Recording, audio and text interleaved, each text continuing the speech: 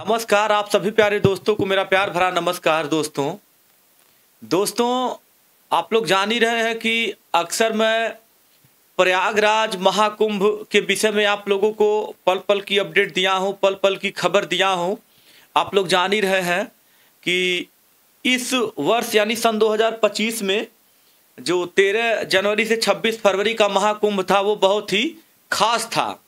लेकिन दोस्तों आज मैं आप लोगों को एक बात बताऊंगा। बात क्या बताऊंगा कि आज देखा जाए तो 12 फरवरी है और माघ पूर्णिमा है। 12 फरवरी यानी माघ पूर्णिमा है और 12 फरवरी माघ पूर्णिमा का दिन बहुत ही खास माना जाता है। अब खास क्यों माना जाता है?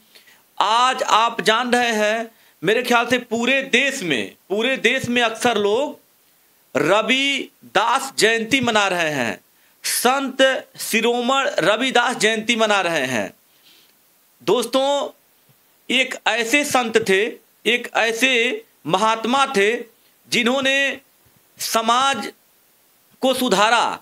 क्योंकि समाज में जो कुरीतियां फैली थी, जो बुराइयां फैली थी, वो इतनी चरम सीमा पे थी कि लोगों के बीच में मतभेद रखते थे।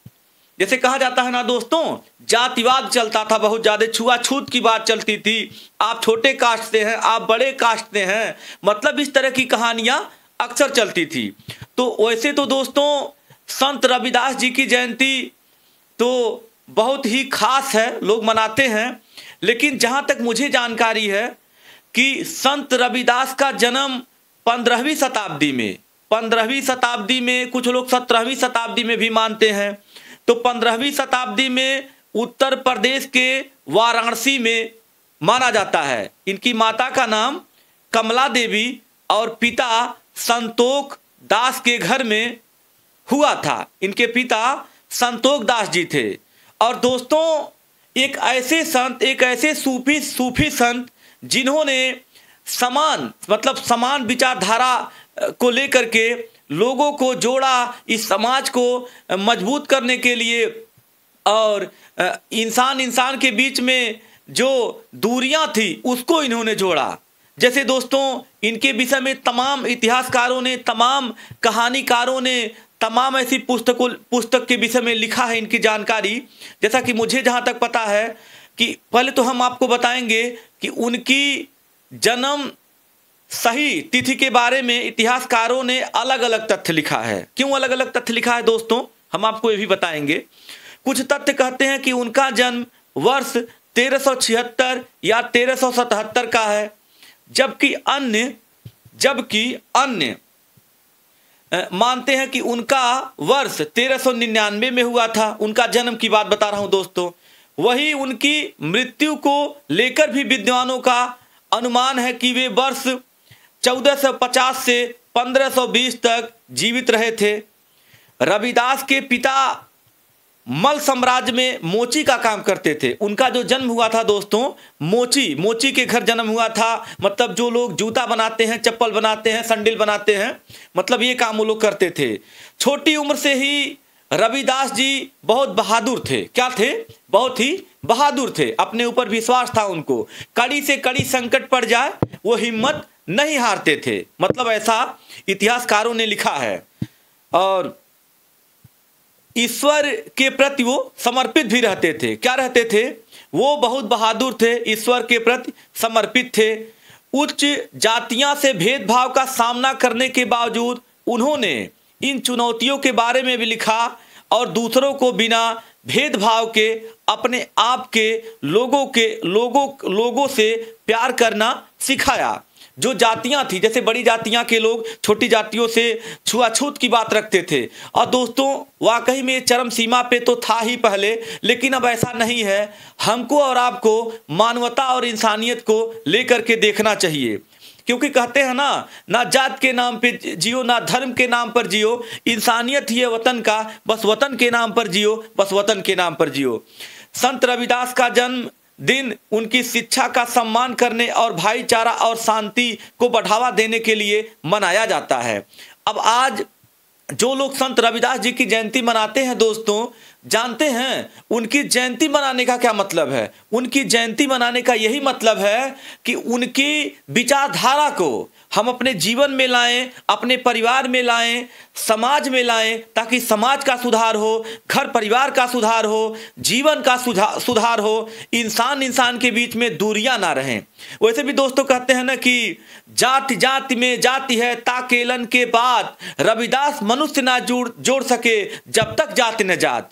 मेरे ये कहने का मतलब दोस्तों कि हर जाति में जाति है। जैसे केले के वृक्ष को यदि ले लिया जाए, यदि उसमें से एक मतलब वो उसका छिलका उतारा जाए तो उतरता रहेगा, उतरता रहेगा, उतरता रहेगा, और वो नष्ट हो जाएगा, क्या हो जाएगा, लेकिन एक ही तरह रहेगा। तो इस तरह से हमको और आपको जातियों में नहीं बंटना है, इंसानियत को लेकर के चलना है, मानवता को लेकर के चलना है दोस्तों, ताकि समाज और विकास करे, समाज और सुधार करे। और आज ऐसे संत शिरोमणि बाबा रविदास जी की जयंती है कि दोस्तों वो वाकई में महापुरुष थे। युगों युगों तक लोग उनको जानेंगे। क्यों जानेंगे? क्योंकि उन्होंने समाज के लिए बहुत ही अच्छा काम किया है, और समाज के लिए जो लोग अच्छा काम करते हैं दोस्तों, उनको लोग युगों युगों तक याद करते हैं, उनकी कारनामे को लोग याद करते हैं। क्योंकि कहते हैं ना कि दोस्तों कि फूल की खुशबू सिर्फ हवा की दिशाओं में फैलती है, लेकिन इंसान की खुशबू तो चारों दिशाओं में फैलती है। तो वही चीज है दोस्तों, संत रविदास का जन्म शिक्षा का सम्मान करने और भाईचारा और शांति को बढ़ावा देने के लिए मनाया जाता है। एक शिक्षक के रूप में आपने शुरुआती दिनों के दौरान काशी में रूढ़वादियों ने उनकी बढ़ती लोकप्रियता को रोकने की कोशिश की, क्योंकि उन्होंने जातिगत भेदभाव के खिलाफ शिक्षा दी थी। उन्होंने राजा से शिकायत की और उन पर सामाजिक व्यवस्था को बाधित करने का आरोप लगाया। रविदास को ईश्वर के बारे में बोलने या ईश्वर के बारे में बोलने या आरोप लगाया। रविदास को ईश्वर के बारे में बोलने या अपने अनुयायियों को शिक्षा देने से मना किया गया था, लेकिन उस समय भी समानता और भक्ति का उनका संदेश कई लोगों को प्रेरित करता रहा।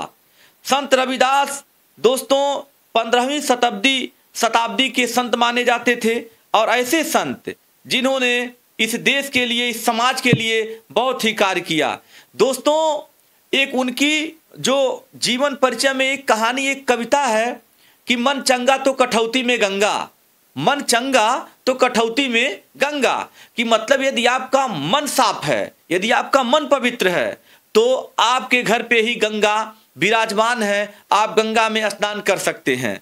क्योंकि ये जो उनका मतलब दोहा था, मन चंगा तो कठौती में गंगा, ये बहुत ही प्रसिद्ध हुआ। और उनके विषय में यदि देखा जाए तो मीराबाई का भी नाम जुड़ता है, ऐसे तमाम लोग हैं। और कबीर दास जी भी समाज के लिए बहुत ही अच्छा कार्य किए, ये भी गुरु भाई थे। कबीर दास जी ने भी जैसे समाज के लिए अच्छा कार्य किया है दोस्तों। तो गुरु संत रविदास शिरोमणि जयंती के पर्व को लेकर के आज हमारा एक छोटा सा उपदेश है कि इनकी बातों को अपने जीवन में उतारिए, समाज में उतारिए, ताकि परिवार सुरक्षित रहे, समाज सुरक्षित रहे और हम सभी लोग में भाईचारा बना रहे। दोस्तों आप लोगों को मेरी ये वीडियो कैसी लगी, आप लोग कमेंट में जरूर बताइए और अपनी राय दीजिए। हम आगे भी आप लोगों को एक अच्छी न्यूज़, एक अच्छी वीडियो दे रहे हैं, देते रहेंगे। लेकिन दोस्तों आप सभी से मेरा ये विनम्र निवेदन है, विनम्र गुजारिश है कि आप सभी लोग हमको कमेंट करके, सब्सक्राइब करके अपना प्यार दीजिए।